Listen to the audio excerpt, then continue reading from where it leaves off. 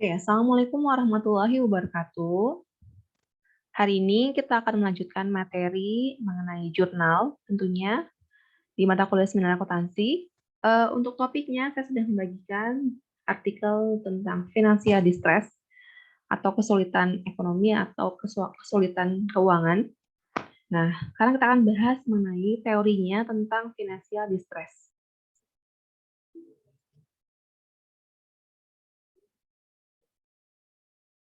Oke, ini topiknya sebentar. Ya, financial distress. Ini sebenarnya topiknya bukan hanya berkaitan dengan akuntansi saja, ya. Jadi ada beberapa jurusan yang memang bisa berkaitan dengan financial distress. Nah, definisinya apa sih? Financial distress itu adalah suatu kondisi di mana perusahaan itu tidak dalam kondisi baik ketika pendapatan atau labanya itu tidak cukup diperoleh untuk membayar kewajiban keuangannya. Atau di sisi lain, asetnya tidak mampu membayar kewajiban yang dimiliki oleh perusahaan. Nah, apa sih faktor penyebabnya? Ini faktor penyebabnya akan bermacam-macam, tapi secara umum faktor penyebabnya sebagai berikut. Pertama, penjualannya tidak mencapai target. Yang seharusnya misalkan hanya ada 10%, 100%, maaf, hanya terjual 50%. Kemudian manajemen arus kas yang buruk. Ketika harusnya terjual, maka arus kasnya akan baik, tapi ini tidak sesuai harapan. Kemudian produk yang tidak terjual tadi seperti tadi, kemudian perputaran karyawan yang tinggi, misalkan sering banyak karyawan yang keluar, sehingga perlu adanya rekrutmen. Nah, rekrutmen sendiri ini akan membutuhkan biaya, yaitu biaya rekrutmen yang cukup besar dari sebuah perusahaan. Kemudian biaya yang melebihi anggaran, yang seharusnya anggaran ditetapkan sekian, kemudian karena ada faktor-faktor lain, misalkan harga bahan baku yang naik, atau misalkan biaya yang lainnya, nah, ini akan mengakibatkan anggaran yang sudah direncanakan tidak sesuai dengan biaya yang sudah dikeluarkan. Atau penyalahgunaan aset yang terlalu besar, yang bisa jadi dalam bentuk korupsi, atau misalkan salah pencatatan atau yang lainnya. Atau harga bahan baku melambung tinggi seperti yang tadi, atau dampak perubahan kebijakan pemerintah. Seperti sekarang kondisi pandemi, kebijakan pemerintah akan berbeda dengan sebelum pandemi, ketika tidak semua perusahaan bisa memproses atau melaksanakan kegiatannya full 100%, mungkin karyawannya hanya 50% atau memang hanya 25% saja sesuai dengan kebijakan pemerintah. Nah, di sini ada beberapa gejala. Nah, bedanya apa sih, Bu, tadi faktor penyebab sama gejala? Gejala itu seperti halnya kalau kalian ke dokter, kemudian kalian mengeluh, "Dok, saya sepertinya sakit batuk nih." Memang gejalanya apa? Gejalanya misalkan tadi tenggorokan saya kering, kemudian lidah saya juga putih, kemudian saya sering bersin, hidung saya juga tidak enak gitu untuk bernafas. Nah, seperti itu gejala. Nah, ini ada beberapa gejalanya. Misalkan tadi berkaitan dengan kesulitan mencapai titik impas. Titik impas itu misalkan kalian gambarkan dengan break even point. Nah, kita kan tahu ya, misalkan berapa sih yang produksi yang harus kita lakukan, kita produksi untuk mencapai titik impasnya. Misalkan tadi saya harus memproduksi 100 pieces agar kembali modal. Nah, ini tuh pun terjadi misalkan ternyata dia harusnya produksi 100, tapi dia hanya memproduksi tidak lebih dari itu, sehingga tidak bisa mencapai titik impas. Kemudian margin keuntungannya kecil, yang dia targetkan keuntungannya misalkan mencapai 100%, tapi ternyata marginnya itu mepet-mepet dengan kerugian. Kemudian penjualan yang tidak mencapai target seperti tadi, kemudian tidak dapat membayar atau melunasi hutang. Itu salah satu indikatornya ya. Kemudian pembeli tidak kembali untuk membeli produk Anda, misalkan karena bukan hanya saja karena kualitas produknya, tapi juga mungkin si pembeli punya produk lain yang substitusi yang bisa digantikan dengan produk Anda sehingga tidak dibeli kembali.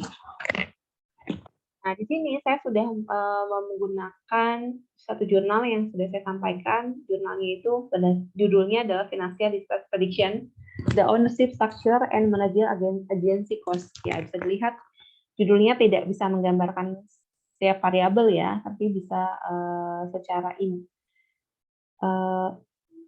eksplisit ya, menggambarkan sedikit mengenai apa variabel yang digunakan. Nah, ini berdasarkan jurnalnya dari The Indonesian Journal of Accounting Research di tahun 2021. Nah, di dalam jurnal artikel ini, dia menggunakan dua variabel yang mempengaruhi si financial distress. Oke, yang pertama adalah struktur kepemilikan dan biaya keagihan manajerial. Nah, struktur kepemilikan ini dia bagi lagi ke dalam beberapa indikator. Ya. Ada indikator kepemilikan manajerial, ada indikator kepemilikan institusional. Sedangkan biaya keagihan manajerial ini menggunakan rasio biaya administrasi. Nah, indikator tersebut, kedua variabel tersebut ketika diuji ternyata ada yang tidak berpengaruh dan ada yang berpengaruh tapi tidak signifikan ya kalau salah ya.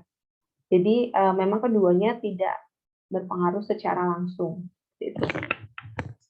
Nah, kenapa penelitian itu menjadi penting dari jurnal ini? Karena di sini ada beberapa 3 poin penting.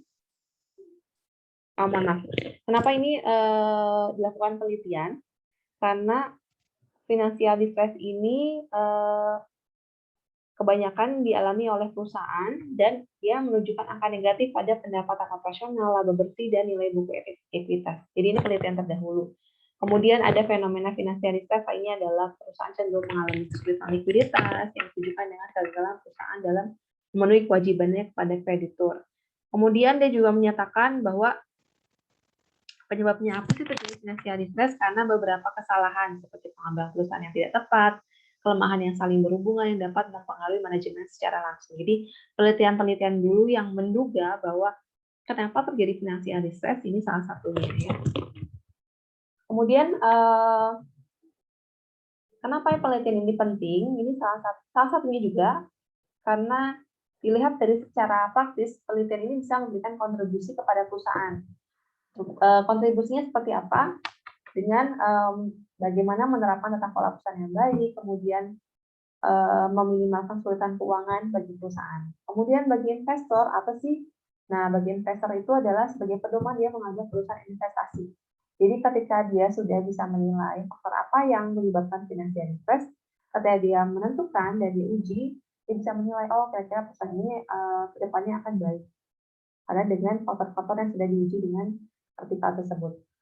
Nah, saya juga tambahkan di sini, kena banyak sekali jurnal-jurnal yang berkaitan dengan financial distress. Di sini ada yang berhubungan dengan, nah ini tentang financial distress, tapi jurnalnya berkaitan dengan risk and financial, jadi bukan hanya akuntansi saja. Nah banyak juga, jadi ini cara-cara kalian bisa mencari rujukan kapital dengan menggunakan Google Cendekia atau Google Cendekia. Nah ini adalah kalian bisa masukkan kata kuncinya, kemudian kalian bisa menentukan kata kunci. Jadi, saya mau jurnal terbaru nih, 2018 sampai 2021 misalkan, seperti itu ya.